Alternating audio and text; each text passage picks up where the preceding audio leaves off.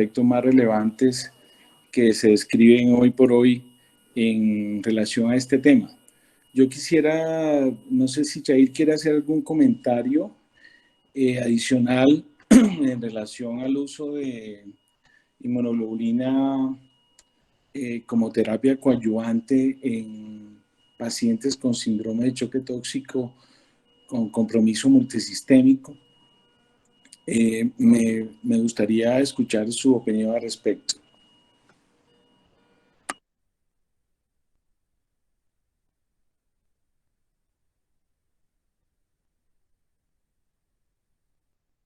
¿Me está escuchando?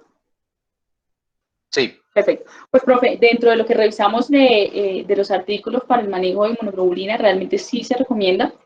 No se recomienda de rutina para todos los pacientes, pero pacientes que tengan manifestaciones muy severas, sí se recomienda. La dosis que se recomienda es de 1 a 2 gramos kilo, inclusive dicen que pasarla en una única dosis durante 24 horas, pero pues no sé del auditorio, de pronto alguien que tenga más experiencia con el uso de inmunoglobulina, que nos pueda pues dar otra opinión.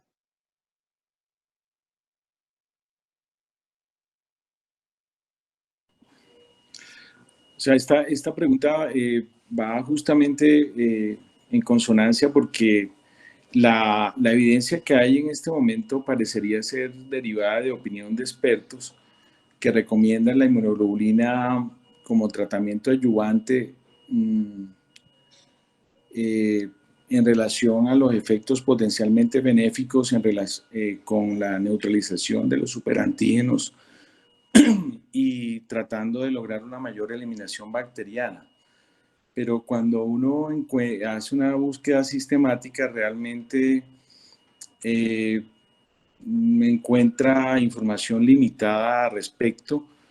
Un solo estudio aleatorizado y 4 o 5 estudios no aleatorizados, de manera que queda, digamos, en el tapete como esta duda en relación a qué pacientes serían los candidatos para considerar esta intervención y bueno, la parte de los diferentes,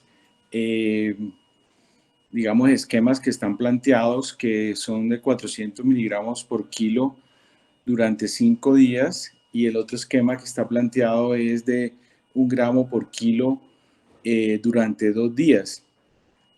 Parece que la evidencia en relación a esto es limitada, dado que los estudios que hay son muy heterogéneos y tiene varios sesgos en relación con los diferentes esquemas antibióticos que se utilizan.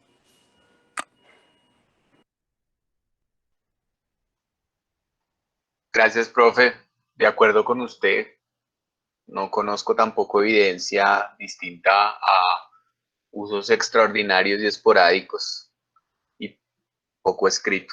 No sé si alguien tiene experiencia o quiere contarnos cómo ha sido el manejo reciente de estos pacientes que han hecho.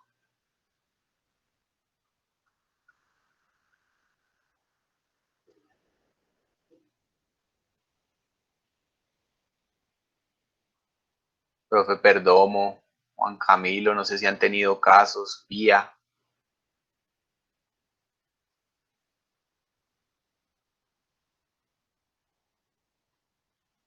¿Aló? Ahí le oigo, profe. Ah, bueno. Es que todavía no me doy mañas de manejar bien esta vaina. Bueno, antes que nada, pues felicitar a Chael porque la presentación estuvo excelente, la estética de la presentación sin ningún pero, y la forma en que Chael transmite la información, el mensaje, la claridad, es para felicitar. En especial, pues siendo de las primeras presentaciones, nos llena de orgullo ver cómo van mejorando día a día, pero cuando empiezan ya con este nivel, uno ya se imagina que prontamente nos van a superar, que eso es lo que deseamos todos los que tenemos ese papel de guías en el desarrollo de esta especialidad. Respecto a la experiencia de nosotros, pues básicamente la gran mayoría de nuestros casos de choque tóxico están relacionados con estafilococo y en pacientes con quemaduras, usualmente son quemaduras de pequeña extensión.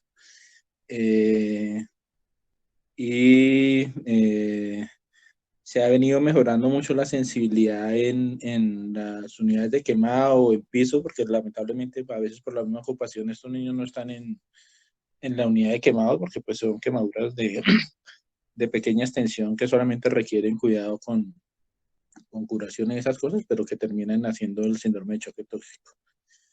Entonces, el poder hacer una detección temprana, el que se realice una reanimación temprana, hace que muchos pacientes pues, no progresen a situaciones tan graves como sucedían hace algunos años, donde a veces se confundía el fenómeno con una gastroenteritis o con alguna otra cosa y se dejaban de hacer las cosas.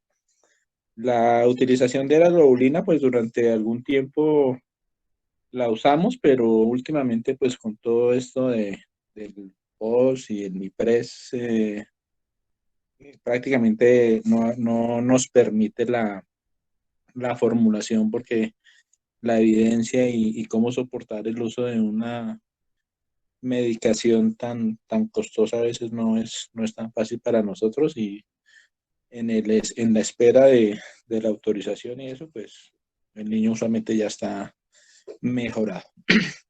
Y en NOMI, pues ante la presencia tan alta de resistencia a la meticilina de los estafilococos, entonces pues la combinación de Clinda vancomicina es lo que acostumbramos a usar como manejo antibiótico. Los fenómenos relacionados con el estreptococo, pues usualmente los niños que hacen fascitis necrosante están tan graves que pues, hacen el manejo integral de un choque séptico severo. En estos pacientes sí el proceso de desbridamiento de las lesiones tisulares es bien importante, pero lamentablemente la mortalidad de estos niños es muy alta. En nuestro hospital, pues gran parte de estos niños están asociados a enfermedades con inmunocompromiso, como son los niños con cáncer.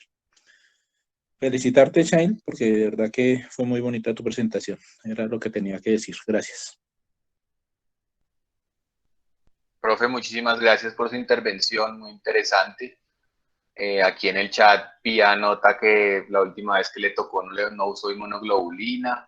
Juan Camilo cuenta que ellos sí, a veces en decisión en conjunto con infectología han asociado la inmunoglobulina.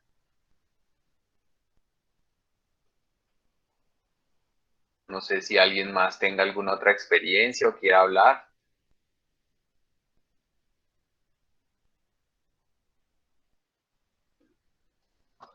Muy interesante, de todas maneras es una patología que no se ve tan frecuentemente y que a veces nos coge fuera de foco, a menos de que estemos acostumbrados a recibir pacientes quirúrgicos y quemados.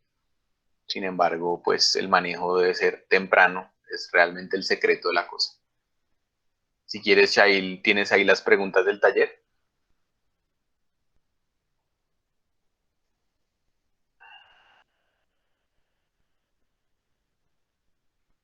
Entonces, las preguntas del taller están dirigidas a algunos temas que ya Shail dio alguna información y los dirigió. Y son, digamos, las cosas que donde hay más controversia en la literatura todavía. La primera ya la mencionaron y creo que está parcialmente contestada en realidad, que es el uso de terapias duales antibióticas en estos casos. ¿Cuál es, digamos, el trasfondo de la evidencia? Porque fisiopatológicamente podría funcionar y cuál es, digamos, la recomendación actual. No sé si hay algún voluntario.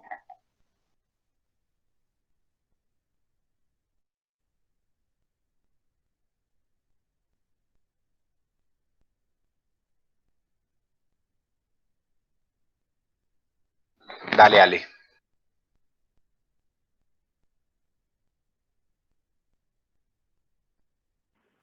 Buenas tardes. Antes que todo, quisiéramos darle una felicitación a nuestro profe Pablo porque está de cumple hoy. Queremos darle las gracias por todo el esfuerzo que hace junto con todos los otros profes, por darnos estas charlas, por estar tan pendiente de nosotros, por enseñarnos tanto durante este tiempo. Y pues nada, queremos que sea muy feliz hoy y siempre, todos los días, se lo merece muchísimo. Muchas gracias a todos. Bueno, ahora sí, volviendo al tema. La primera pregunta dice, en vista de la fisiopatología se propone la terapia antibiótica combinada. ¿Cómo funciona y cuál es la evidencia en pediatría de su efectividad? Entonces, ya como se describió, el principal factor dentro de la fisiopatología de la enfermedad pues es la infección por cepas productoras de toxinas con actividad superantigénica, y esta unión, ese superantígeno pues tiene capacidad de unir tanto a células T como a células presentadoras de antígeno, al mismo tiempo, y activar las dos con una desencadenante de una liberación exagerada de interleuquinas por parte de las dos células, además de una expansión clonal de las células T. Es súper importante recalcar que el mecanismo de superantígenos, como bien dijo Shail, representa una activación de los linfocitos T hasta el 30%, comparado con activación convencional, que es menos de un 0.1%. El manejo, además de lo que se mencionó, pues está recomendada la administración de antibióticos combinados, que van a ir dirigidos a dos cosas. Una, reducir la carga del microorganismo, y otro, de la exotoxina. La clindamicina, pues se han descrito muchos mecanismos por el cual se administra, pero lo que quiero recalcar es que todos esos mecanismos se han demostrado en modelos animales. Hay muchos estudios demostrados en laboratorio, unos en perros, otros en ratas, que lo que han demostrado es que uno, pues lo que ya sabíamos, que inhibe la síntesis de la proteína, de las proteínas al bloquear la subunidad 50S del ribosoma bacteriano, entonces va a hacer que se reduzca la carga de la exotoxina, pero también tiene otros elementos súper importantes. Uno, disminuye así, digamos, secundariamente la concentración de las toxinas, más que incluso otros medicamentos como la penicilina, porque en algunos estudios se ha demostrado que la penicilina también la logra disminuir, pero se cree que es más por disminución de la carga al microorganismo. Además, posee una actividad postantibiótica prolongada, tiene un efecto, o sea, tiene falta de un efecto inóculo, que es un aumento de la concentración inhibitoria mínima de un antibiótico cuando se aumenta el número del microorganismo. Entonces no va a depender, por lo tanto, ni de la carga, tampoco depende del estado de crecimiento bacteriano, que generalmente sí ocurre con las penicilinas y con las aminopenicilinas, que entre más inóculo bacterianos tengan, menos van a tener acción, y además, cuando están en fase estática de crecimiento, pues ya no va a haber suficientes proteínas a las cuales pues, puedan actuar. También va a suprimir la síntesis del factor de necrosis tumoral por los monocitos, y entonces todo esto se ha visto y, digamos, ha sido el sustento teórico o basado en laboratorio para utilizarlos en los pacientes. Por otro lado, el modo de acción del linezolid es similar al de la clindamicina. No se ha demostrado que sea superior para reducir la mortalidad y mejorar los resultados. No hay cómo demostrarlo teóricamente. Cuando uno va a ver la evidencia que existe al respecto, pues te lleva una gran sorpresa, y es que todo ha sido basado en modelos animales, basado en todo lo que dijimos y debido a la preocupación grande que hay por la alta mortalidad de estos pacientes. Sin embargo, lo que uno encuentra es el único estudio puntualmente en choque tóxico, lo encontré en un artículo publicado en 1998, un estudio que se hizo entre 1983 y 1997, donde el doctor Simon lo que hizo es que describió unos pacientes que tienen en su centro, de lo que es el Centro Hospital de Niños de Denver, y ellos describió infecciones invasivas por estreptococo, pero documentó pacientes con enfermedad invasiva y con síndrome de choque tóxico. Este doctor lo que hizo es que demostró un resultado favorable cuando los pacientes recibían terapia combinada de tanto inhibidores de la síntesis de proteínas como de beta-lactámicos. Y logró demostrar, por ejemplo, que los niños los pacientes que tenían una infección profunda, que tenían más posibilidades de tener un resultado favorable, que el tratamiento inicial incluía un inhibidor de síntesis de proteínas en comparado con el exclusivo con beta-lactámico entre un 83% versus un 14%. También se lograron documentar algunos con enfermedad superficial en que hubo un comportamiento muy similar y además en los que tenían infecciones profundas que eran llevadas a drenaje quirúrgico o desviamiento, la probabilidad aumentó al 100% de mejoría. La mortalidad ha sido documentada en otros estudios, todos han sido estudios retrospectivos, observacionales, donde se han descrito, por ejemplo, pacientes con fascitis necrosante, que se logra disminuir hasta la mitad la mortalidad de los pacientes con el uso combinado de un beta-lactámico con una glucosamina. Entonces, no hay estudios prospectivos, no hay ensayos clínicos que hayan demostrado este uso o que lo sustenten. Sin embargo, me parece a mí que los estudios observacionales han demostrado una reducción drástica de la mortalidad. Cuando uno ve la comparación de los dos, esos pocos estudios que hay, que son tal vez 2 o 3, cuando uno ve la comparación entre los grupos no son muy distintos porque intentan hacer subgrupos de enfermedad profunda, de enfermedad superficial, con choque, sin choque, y parece ser que el hecho de la única diferencia era la utilización de la clindamicina. Entonces, no sé si alguien más encontró algún estudio, yo solamente encontré eso. Muchas gracias. Muchas gracias, Alejita. Muy completa tu respuesta. No sé si alguien encontró algo más o quiere aportar algo más a la idea. Juan. Muy buenas tardes. Pues ya Alejandra pues describió muy bien la parte de farmacocinética y farmacodinámica, cómo pues digamos explica el funcionamiento de la terapia combinada. Pues digamos que me uno como a la dificultad que casi no hay estudios. Encontré un estudio adicional publicado en 2014 en Clinical Infectious Disease, en el cual es un estudio también retrospectivo. El grupo pues australiano, como pues Xavi también nos mostraba, es un grupo muy fuerte en este tema. En él revisan los casos de síndrome de choque tóxico por estreptococo y ellos pues encuentran que los pacientes que tenían terapia con clindamicina tenían una mortalidad más baja. Ellos también revisaron que, pues ya lo vamos a ver de pronto más adelante, que cuando se les sumaba su inmunoglobulina también les iba mejor. Sin embargo, pues el factor parece que, o sea, el factor que mostraba el OR más importante en el estudio para prevenir la mortalidad era el uso de clindamicina. Digamos que es un estudio pequeño, es un estudio exploratorio y es un estudio que cuando hacen el análisis ya multivariado y lo ajustan, pierde significancia. Sin embargo, lo que pues digamos que me uno como a nuevamente lo que dijo Alejandra, le da fuerza pues a esa impresión de que probablemente o posiblemente la terapia combinada sí mejore la mortalidad en pacientes que presentan este tipo de patología. Muchas gracias. Muchas gracias, Juan. ¿Alguien tiene alguna otra opinión?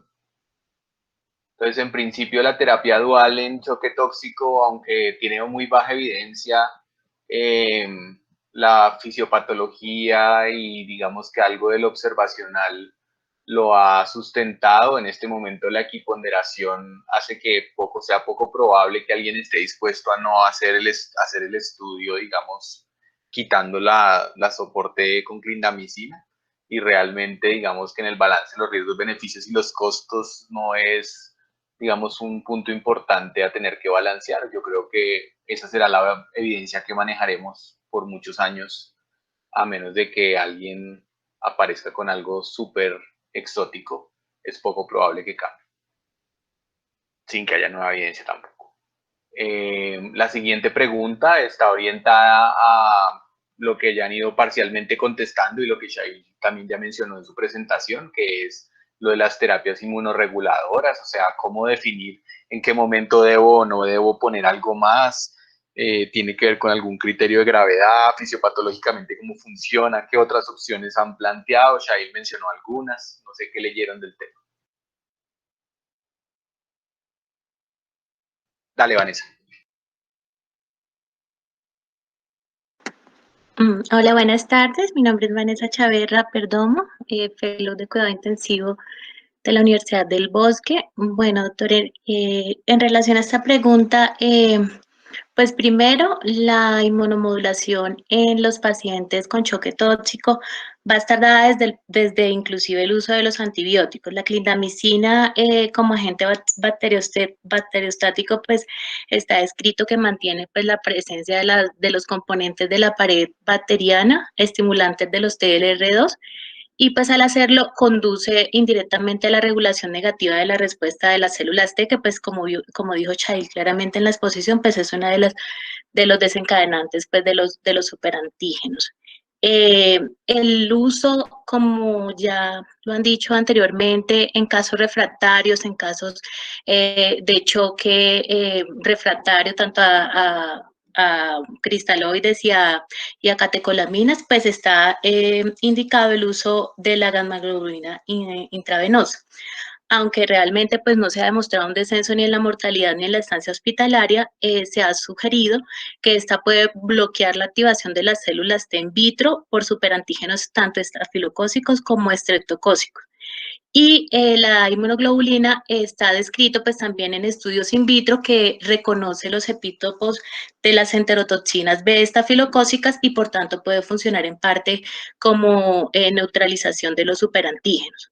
Es importante pues tener en cuenta que en el estudio que Shail nos presentó, el estudio publicado en el 2018 en el Lancet, ahí eran muy claros en decir pues que los pacientes con niveles más bajos de anticuerpos contra las toxinas estreptocócicas, ese estudio fue para choque para estreptococo, y la proteína M en el plasma, pues se relaciona más con peores pronósticos en los pacientes. Y pues ellos demostraron la importancia de los anticuerpos en la protección pues para estas enfermedades y sugirieron pues la adición de inmunoglobulinas en el tratamiento como terapia complementaria. Como principales mecanismos, la neutralización de las toxinas, mejorando la opsonización de las bacterias, la fagocitosis y la muerte. Y un posible efecto inmunomodulador mediado por la interacción de los receptores FC y de las células inmunes. Cuando uno revisa, pues cuando lo que revisé de la literatura, el primer informe que encontré, pues es aproximadamente del año 1999, un estudio del grupo canadiense, en el cual ellos encontraron realmente una menor mortalidad en grupos con choque tóxico en los cuales se había administrado la inmunoglobulina. Es un estudio de cohorte observacional. Luego encontré otro estudio en el 2003, publicado, fue un estudio aleatorizado, doble ciego, controlado, con el cual usaron placebo y encontraron que los pacientes que recibieron inmunoglobulina lograron una recuperación completa de la función orgánica significativamente más rápida, pero sin ninguna ventaja sobre la supervivencia. Este estudio realmente se detuvo prematuramente debido pues a un reclutamiento lento y que no tenía poder estadístico suficiente para demostrar el posible efecto de la inmunoglobulina sobre la mortalidad. Luego está el estudio en el 2004 publicado en el Clinical Infections, que es el que nos comentaba ahorita Juan Sebastián. En ese estudio ellos usaron pues encontraron que las preparaciones de hemoglobina fueron muy eficaces para neutralizar los superantígenos y que la mayoría de los sobrenadantes se inhibían por completo a concentraciones que oscilaban entre 0.05 y 2.5 miligramos de inmunoglobulina por mililitro. Un hallazgo importante realmente fue que los sobrenadantes del cultivo de aislamiento de los estreptococos piógenos se inhibieron sistemáticamente en mayor medida que los aislamientos del estafilococo aureus, estadísticamente significativo. Ellos concluyeron pues que los superantígenos de los estafilococos no se inhiben tan eficazmente como los superantígenos de los estreptocócicos por la inmunoglobulina, pero de todas formas ellos consideran que puede ser necesaria una dosis más alta para el tratamiento de dosis por síndrome de choque tóxico estafilococo a fin de pues lograr títulos protectores y una mejor eficacia clínica. En el 2017 hay un estudio, un ensayo, pues este es uno de los más recientes, un ensayo aleatorizado, doble ciego, controlado, con placebo, que evaluó también pues el uso de la inmunoglobulina, no solamente pues en el choque tóxico, sino en las infecciones necrotizantes de tejidos blandos, el ensayo ISTIS.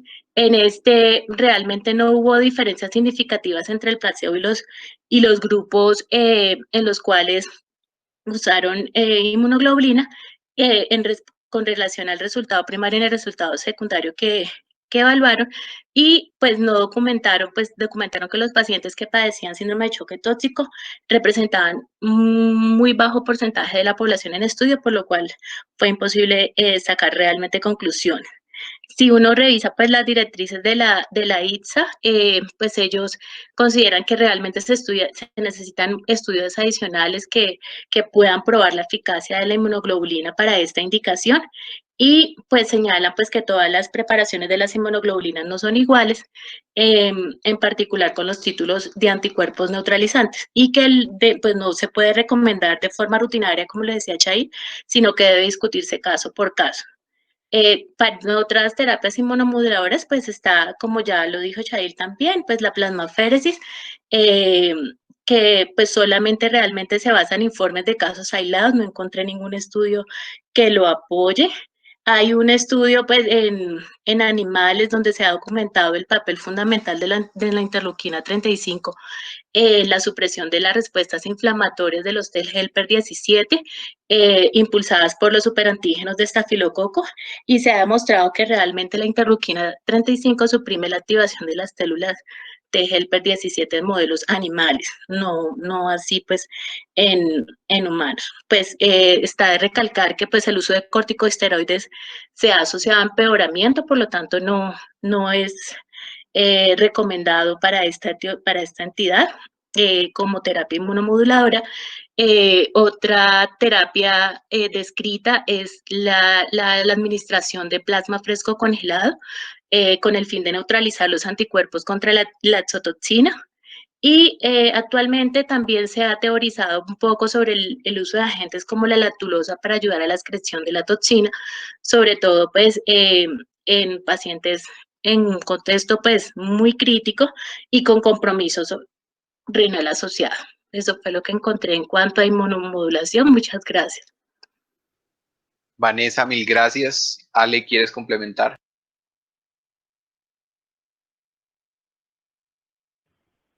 Bueno, yo encontré una publicación de Toxins del año pasado, donde ellos hacen como una recopilación de todas las posibles terapias inmunomoduladoras que parecen tener o parecen prometer de aquí en adelante. Sin embargo, todos son estudios experimentales y son basados casi siempre en estudios en otras patologías o en enfermedades reumatológicas. Por ejemplo, se describe el abatacept como una proteína de fusión compuesta por la región FC de la inmunoglobulina IG1, fusionada al dominio extracelular del receptor proteico CTLA14 que se une al C18 y C86 y evita la activación de los linfocitos T. Eso en estudios in vitro parece ser que disminuye la respuesta pulmonar y el daño pulmonar secundario. También estudian la dexametasona, que parece ser que inhibe el factor nuclear kappa beta, que ha sido eficaz en estudios también en modelos animales para reducir el choque inducido por enterotoxina B. Lo llamativo de la dexametasona es que solamente parece ser eficaz y se reduce momentos después de la exposición al superantígeno, y la exposición tiene que ser por un periodo prolongado. Entonces, pues no sería tan fácil cuando los pacientes, digamos, vengan remitidos o vengan de otros lados, no sería como tan fácil el escenario. Otros medicamentos son los inhibidores de la calcineuria, la ciclosporina y el tacrolimus, que van a ser inhibidores de la activación de las células T, pero han tenido efectos contradictorios en modelos animales frente al choque tóxico. Lo que hacen es que básicamente van a inhibir la proliferación de células T, inducidas también por enterotoxina B del estafilococo in vitro, y van a reducir la inflamación pulmonar y la liberación de citocinas séricas secundarias. Sin embargo, los estudios que se han hecho, los ensayos iniciales que se han hecho con con primates, no ha tenido ningún efecto. como se demostró en modelos en ratas. También inactivan las células T. Y por último, hablan de la rapamicina como un inhibidor específico del mTORC1, que lo que va a hacer es va a bloquear la proliferación de células T inducida por el estreptococo, así como la producción secundaria de interleuquina 2, interferón gamma, tanto en in vitro como in vivo. Básicamente lo que ellos han demostrado son administraciones rápidas dentro de las primeras 17 horas del evento o del contacto con las enterotoxinas B. También parece prevenir el daño orgánico al inducir la autofagia mediante inhibición de la molécula que ya les hablé, y suprime la inflamación al aumentar el número de células T reguladoras y la eliminación de los DAM mediante autofagia también. Y eso es todo.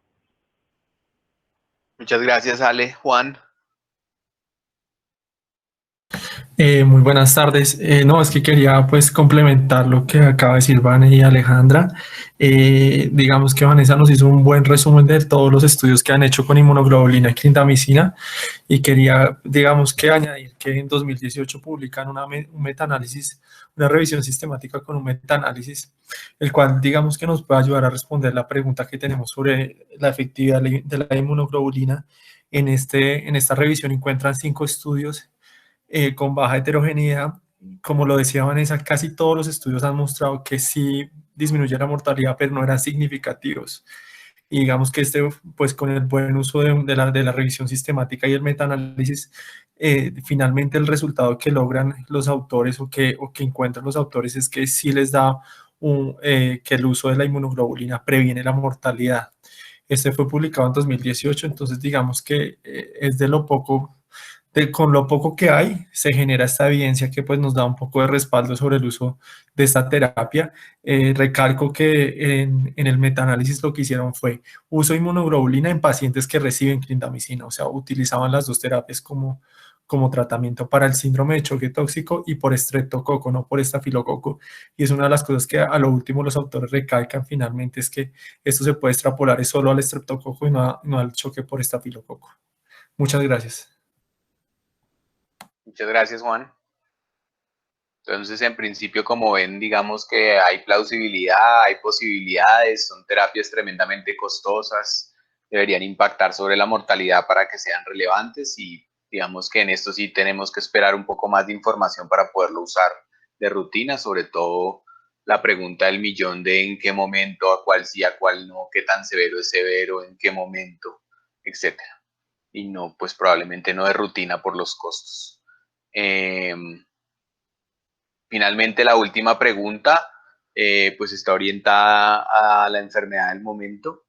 Entonces, una de las cosas que tiene COVID es el famoso síndrome inflamatorio multisistémico, y dentro del síndrome inflamatorio multisistémico hay un gran espectro de enfermedad que pues decidieron meter en un solo paquete, y que cada vez estamos más convencidos de que es un paquete de muchas cosas. Y una de las grandes argumentaciones es que hubiera una respuesta tipo superantígeno al estilo de un choque tóxico. Entonces, no sé si leyeron del tema, qué tal les parece, qué han visto de síndrome inflamatorio multisistémico. Dale, Juanita. Hola a todos, buenas tardes. Encontré un artículo publicado en Cell en septiembre de este año.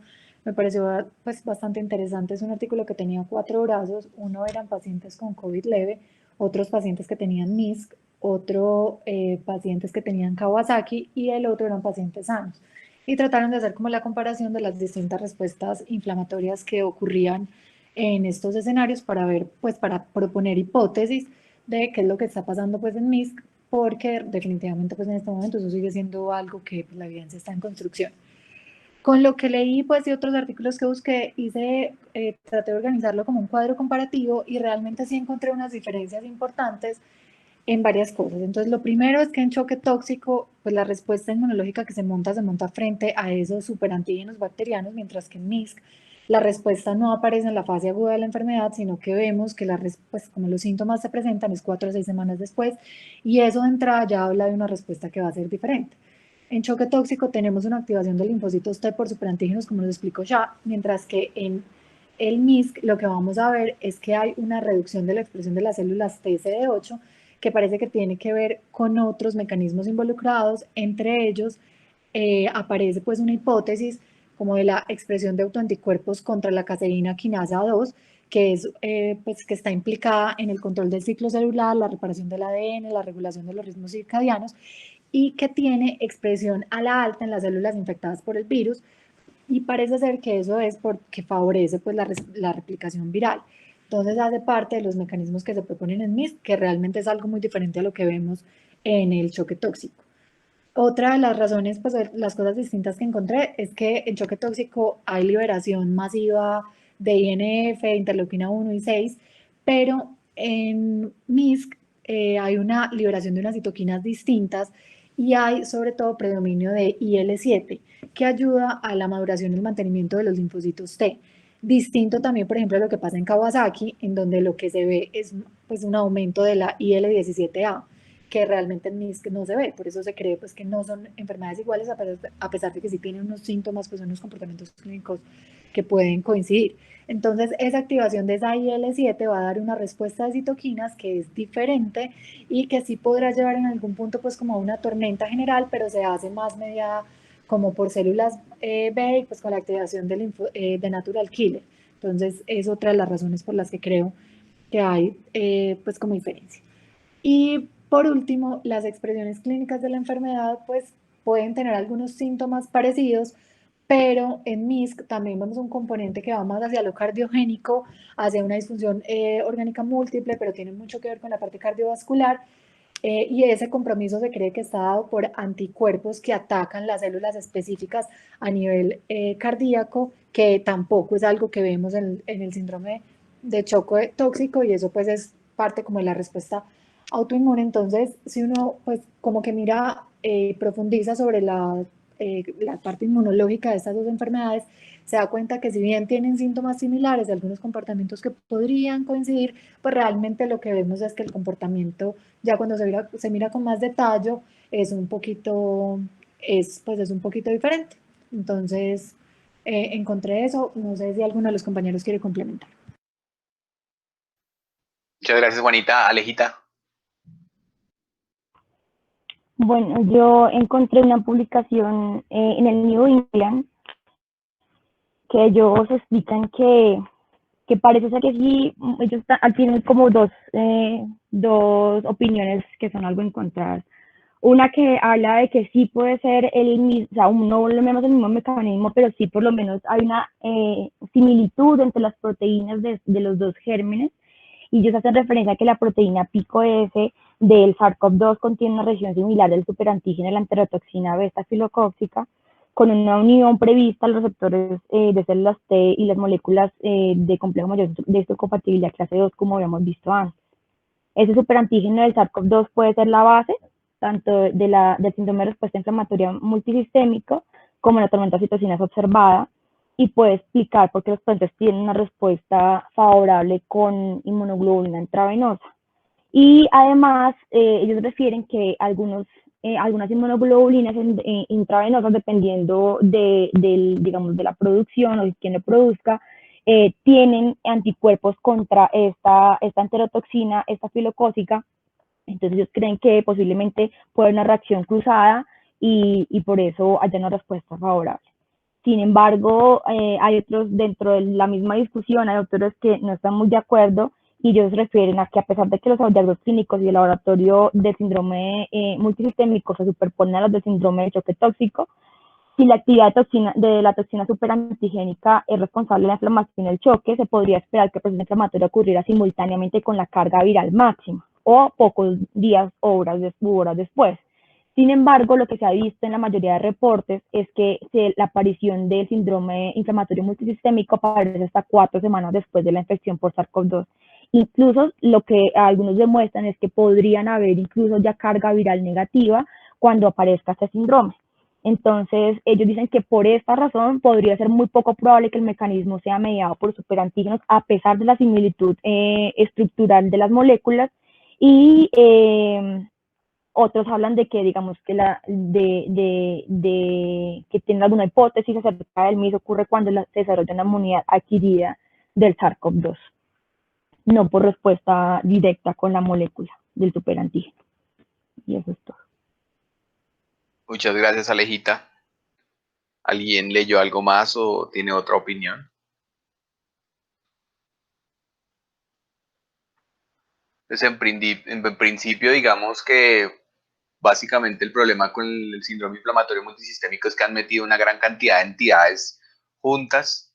Como muy bien lo explica Juanita, probablemente fisiopatológicamente lo que más frecuente estamos llamando síndrome inflamatorio multisistémico no cabe dentro de estas definiciones. Sin embargo, también es verdad que hay algunas formas o plausibilidades donde se podría presentar, pero sería, digamos, que un subgrupo de esta entidad, y ahí es donde va, digamos, hacia lo que queremos ir hacia el futuro, y es que se hagan muchos más subgrupos de este síndrome inflamatorio para que no sigamos pensando que todo esto es un mismo entidad, sino que probablemente debemos manejarlas y hacerlas de forma diferente.